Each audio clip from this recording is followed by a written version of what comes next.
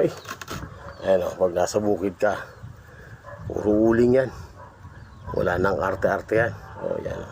Tanglad dyan, tanglad, bayabas at saka abukado lang muna tayo. At tayo'y yan. Ito ang merienda ko tanghali. Tanghaling merienda. Yan.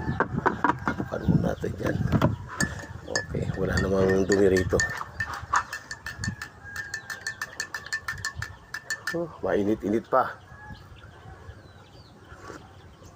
Ay, sobrang init.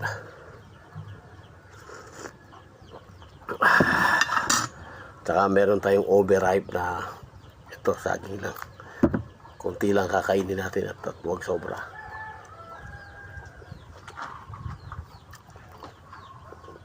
Merienda tayo. Alas 12 na yata.